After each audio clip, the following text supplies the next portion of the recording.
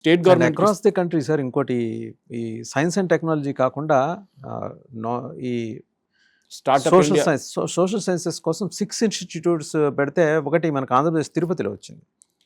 Even research కోసం exclusive. ఈ skill development కోసం ప్రధాన్ మంత్రి కౌశల్ యోజన ఫండ్స్ స్టేట్ గవర్నమెంట్కి ట్రాన్స్ఫర్ చేస్తారు. మా ఇంటి దగ్గర అల్వాళ్ళు ఒకటి ఉండే, దాని సంగతి క్లోజ్ అయింది అనుకుంటాను. అది వాడి దగ్గర వెళ్ళి అడిగాను ఒకటి, ఏమైందంటే చాలా బాగా నడుస్తుండే కదా ముందంటే. అదేంటి, అక్కడ ఏ అబ్బాయి అమ్మాయి అని ఆధార్ కార్డు తీసుకొచ్చి కోర్సులో జాయిన్ కావచ్చు.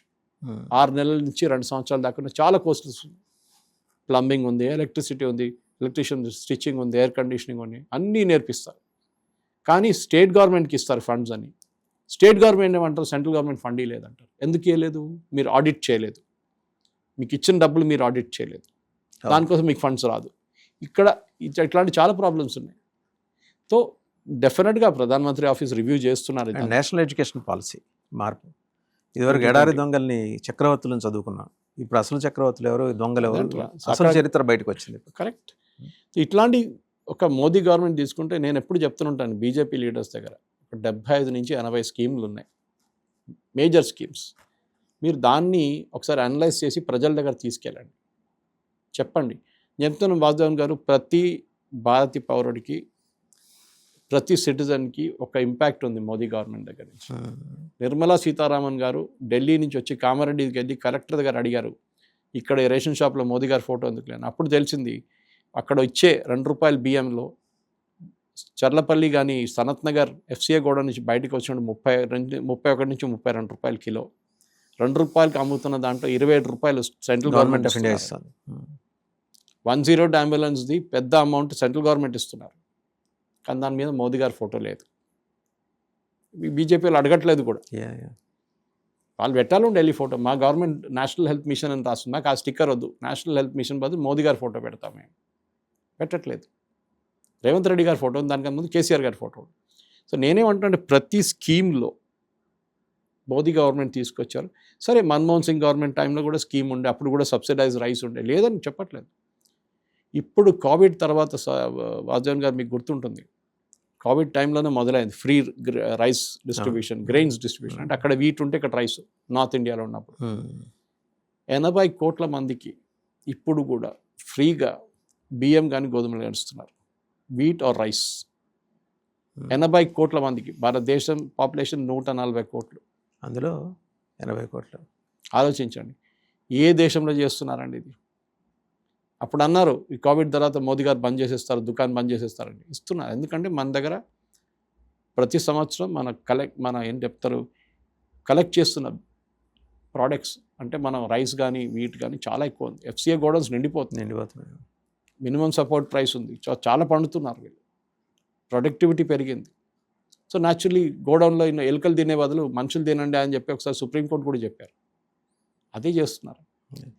సో ఇవ్వండి ఆ డబ్బులు, వాళ్ళు ఫుడ్ మీద ఖర్చు పెట్టే డబ్బులు, ఆ బియ్యం కొనడానికి ఖర్చు పెట్టే డబ్బులు, అది వాళ్ళు సేవ్ చేసుకొని ఇంకే దానికని వాడుకుంటారు ప్రజలు.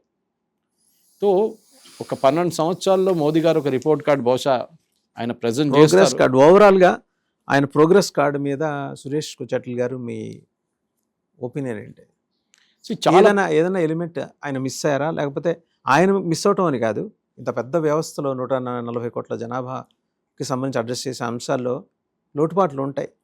మేజర్గా మీకు కనిపించిన లోటు కానీ లేకపోతే ఒక డిస్క్రిపెన్సీ కానీ ఏమన్నా మీరు చెప్పగలరా? ఒకటి, మన్రేగా స్కీమ్ ఒకటి ఉండే, పెద్ద ఫ్రాడ్ జరిగేది దాంట్లో. అంటే మట్టి ఇక్కడిని తీసి అక్కడ వేస్తారు, మళ్ళీ రేపు పొద్దున అదే మట్టి తీసి ఇక్కడ వేస్తారు, దీని రెండింటికి డబ్బులు వస్తాయి. వాల్యూ క్రియేట్ కావట్లేదు, క్యాపిటల్ వాల్యూ క్రియేట్ కావట్లేదు, అసెట్ వాల్యూ లేదు. ఒక చెరువు, ఒక ఊరు బయట ఒక చెరువు ఉంది, దాంట్లో మొత్తం మట్టి ఇసుక అంతా వచ్చేసి అక్కడ నీళ్ళు ఉండట్లేదు, పూడికి తీయాలి, అది వాల్యూ క్రియేట్ అవుతుంది. దానికోసం ఇప్పుడు స్కీమ్ మార్చారు, జియో ట్యాగింగ్ చేస్తున్నారు. అక్కడున్న కాంట్రాక్టర్ మీద వాళ్ళ మీద నిఘా కంప్లీట్గా, బయోమెట్రిక్ అటెండెన్స్ పెడుతున్నారు జియో ట్యాగింగ్తో. సో దట్ యాక్చువల్ ప్రజలకి 100-125 రోజులు ఎప్పుడైనా ఉంటుంది. దాని వ్యతిరేకంగా ప్రొటెస్ట్ చేశారు వీళ్ళందరూ, ఇంక్లూడింగ్ మమతా బెనర్జీ అండ్ రాహుల్ గాంధీ. ఎందుకు? దాంట్లో వీళ్ళ కమిషన్ వస్తుంది, వీళ్ళ లోకల్ లీడర్స్ కొట్టేస్తారు డబ్బులని. అది ఆపేశారు మోదీ గవర్నమెంట్. స్కిల్ డెవలప్మెంట్ చెప్పాను చూడండి, దానికి రివ్యూ కావాల్సి వస్తుంది. ఈ ప్రాబ్లం ఎక్కడ వస్తుందంటే వాసుదేవన్ గారు, సెంట్రల్ గవర్నమెంట్ డబ్బులు ఇచ్చేస్తారు, చాలా మటుకు implementing agency state implementing agency. Health తీసుకోండి మీరు, హెల్త్లో చాలా ఇష్యూస్ ఉన్నాయి. స్టేట్ గవర్నమెంట్కి ఇచ్చే డబ్బుల్లో చాలామంది సెంట్రల్ గవర్నమెంట్ ఫండింగ్ నుంచి వచ్చే national health machine, national rural health మిషన్కి వచ్చే ప్రాజెక్టులకి ఇప్పుడు జీతం కూడా ఇవ్వట్లేదు ఇక్కడ నర్సులకి, డాక్టర్లకి. చాలా కంప్లైంట్స్ ఉన్నాయి నా దగ్గర మన ఊర్ల నుంచి. చాలామంది నాకు మెసేజ్ పంపిస్తున్నాడు, సురేష్ గారు మాకు 3 నెలల నుంచి జీతం లేదు. ఏమనంటే మోదీ గారు డబ్బులు పంపించలేదు అంటారు. మోదీ గారు పంపించారు, కానీ మీరు లాస్ట్ పంపించిన దానికి ఆడిట్ చేయలేదే. ఆడిట్ చేయకుండా ఏ గవర్నమెంట్ డబ్బులు మీకు రావు. సిఏజీ రేపు సెంట్రల్ గవర్నమెంట్ పట్టుకుంటారు, మీరు ఎట్లా ఇచ్చారు డబ్బులు వితౌట్ ఆడిటర్. ఇట్లా చాలా ఉన్నాయి ప్రోగ్రామ్స్. ఆయుష్ మినిస్ట్రీ కింద ఉన్న ప్రోగ్రామ్స్ ఉన్నాయి. డబ్బులు వస్తున్నాయి కానీ దాన్ని యూజ్ చేసుకుంటారు ఇంకో దానికోసం యూజ్ చేసుకుంటారు. ఇది సెంట్రల్ గవర్నమెంట్ దగ్గర ఒక పెద్ద ప్రాబ్లం ఉంది. ఎందుకంటే ఫైనల్ బెనిఫిషరీ అన్నిటికంటే లోవెస్ట్ లెవెల్లో ఆయన అనుకుంటాడు మోదీ గారు డబ్బులు ఇవ్వట్లేదు. అదే చెప్తారు కదా ఇక్కడ వాళ్ళు, మోదీ గారు డబ్బులు ఇవ్వట్లేదు. ఆయనకి తెలియదు మేము మన ఆర్గ్యూ చేస్తున్నట్ల దానికి ఆడిట్ చేయలేదు. వాళ్ళకి అదంతా తెలియదు, వాళ్ళ పేదోళ్ళకి పాపం. వాడికి హెల్త్ కావాలి, వాడు అక్కడ వెళ్ళినప్పుడు లేదమ్మా ఏం లేదు, మందులు లేవు ఇవాళ. ఏమైంది? మోదీ గారు డబ్బులు ఇవ్వట్లేదు. స్కిల్ డెవలప్మెంట్ కూడా అంతే. స్కిల్ డెవలప్మెంట్ ఆపేసాం ట్రైనింగ్, ఎందుకు? మోదీ గారు డబ్బులు ఇవ్వట్లేదు. మనం చేయాల్సింది చేయాలి కదా. అది కాదు నేను చెప్తాను, కరెక్ట్. ఫస్ట్ ఆఫ్ ఆల్ నేను చెప్తున్నానండి, ఇక్కడున్న పొలిటికల్ పార్టీస్, అది కాంగ్రెస్ ఉండొచ్చు, బీజేపీ ఉండొచ్చు, ఎవరైనా మీరు ప్రశ్నించాలి. స్టేట్ గవర్నమెంట్ ఆఫీషియల్స్ని అడగాలి, మీరెందుకు ఆడిట్ చేయలేదు, మీరెందుకు ఆడిట్ రిపోర్ట్స్ పంపించట్లేదు, బిఫోర్ 31st March మీరు పంపించాలి. ఎందుకు పంపించలేదు? సో దట్ నెక్స్ట్ ఇయర్ బడ్జెట్లో మీకు డబ్బులు ఉంటుంది. మీరు సెటిల్ చేయట్లేదు మీ అకౌంట్స్. సెటిల్ చేయకుండా డబ్బులు రావు. అది ఇక్కడ బీజేపీ వాళ్ళు కానీ కాంగ్రెస్ వాళ్ళు, ఈవెన్ మోర్ ఇంపార్టెంట్లీ బీజేపీ వాళ్ళు చేయాలి. అది ప్రతి స్కిల్ డెవలప్మెంట్ సెంటర్లో వెళ్ళి అడగాలి, స్కిల్ డెవలప్మెంట్ ఎన్ని ప్రోగ్రామ్స్ నడుస్తున్నాయి, ఎందుకు కావట్లేదు. నేషనల్ రూరల్ హెల్త్ మిషన్ ఇక్కడ మీరు మన కరీంనగర్ వైపు, సిద్దిపేట వైపు, ఆదిలాబాద్ వైపు చాలా ప్లేస్లో మెడిసిన్స్ కూడా లేవు.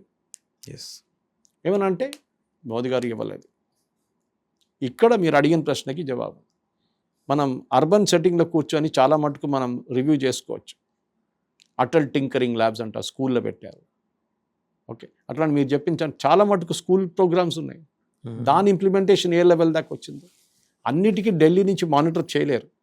The monitoring should be at the state level also. And monitoring మనలాంటి ప్రజలు కూడా మానిటర్ చేయాలి. దాన్ని సోషల్ ఆడిట్ మన ప్రజలు కూడా వెళ్ళాలి. ప్రజలు కూడా వెళ్ళి చెప్పాలి. చాలామంది రిటైర్ అయిన మన సీనియర్ ఆఫీషియల్స్ ఉన్నారు. వాళ్ళు ఒక గ్రూప్ ఫామ్ చేసి మేము ఇది ఆడిట్ చేస్తాం, మేము వెళ్ళి అడుగుతాం, మేము ఆర్టీఐ చేస్తాం దీని మీద, మాకు తెలియాలి డబ్బులు ఎక్కడ పోయిందని. అప్పుడు వీళ్ళకు ఒక భయం ఉంటుంది. ఇప్పుడు ఆ భయం అనేది లేదు. మనం చూసుంటారు, మనకు హైదరాబాద్ మెట్రో వాటర్ అయిన పట్టుకున్నారు 400 కోట్లతో. ఆలోచించండి, వీళ్ళకి డబ్బులు సంపాదించడంలో ఉన్నారు వీళ్ళు.